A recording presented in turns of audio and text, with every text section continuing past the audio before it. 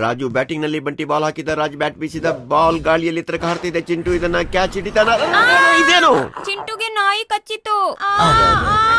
ಚಿಂಟು ಅರೆ ನಾಯಿ ತಾನೇ ಕಚ್ಚಿದ್ದು, ಸರಿ ಹೋಗ್ಬೋದು. ಆಂಟಿ ನಿಮ್ ಗೊತ್ತಿಲ್ಲ, ನಾಯಿ ಕಚ್ಚಿದ್ರೆ ರ್ಯಾಬಿಸ್ ಅನ್ನುವ ರೋಗ ಬರ್ಬೋದು.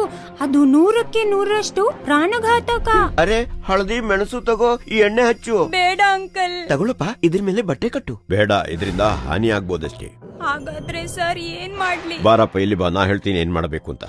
ಯಾವಾಗಲೇ ನಾಯಿ, ಬೆಕ್ಕು, ಮಂಗ ಅಥವಾ ಯಾವುದೇ ಜಾನುವಾರು ಕಚ್ಚಿದ್ರೆ ಅಥವಾ ಗೀರಿದ್ರೆ ಎಲ್ಲಕ್ಕೂ ಮೊದಲು ಆ ಗಾಯವನ್ನು ನಾವು ಹರಿಯುವ ಸ್ವಚ್ಛ ನೀರಿನಿಂದ ಸಾಬೂನು ಹಚ್ಚಿ 15 ನಿಮಿಷ ತನಕ ತೊಳಿಬೇಕು.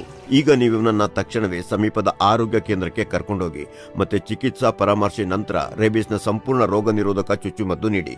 ನೆನಪಿಡಿ, ಸಂಪೂರ್ಣ ರೋಗ ನಿರೋಧಕ ಚುಚ್ಚುಮದ್ದು ಮೂಲಕ ರೇಬಿಸ್ನಿಂದ ಪಾರಾಗಬಹುದು. ರಾಷ್ಟ್ರೀಯ ರೋಗ ನಿಯಂತ್ರಣ ಕೇಂದ್ರ, ಆರೋಗ್ಯ ಮತ್ತು ಕುಟುಂಬ ಕಲ್ಯಾಣ ಖಾತೆ, ಭಾರತ ಸರ್ಕಾರದ ವತಿಯಿಂದ ಜನಹಿತಕ್ಕಾಗಿ ಜಾರಿ.